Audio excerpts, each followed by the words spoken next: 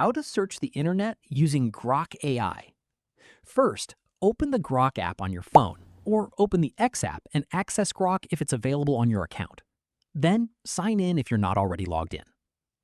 Once you're on the chat screen, tap the message box at the bottom. Next, type your question or the topic you want to search for. For example, you could ask, what are the latest AI news updates? Or best budget smartphones in 2026? If your version of Grok supports web search or search the web, make sure that option is turned on before sending your prompt. This allows Grok to retrieve current information from the internet instead of relying only on its built-in knowledge. Now, tap the send button and wait a few moments.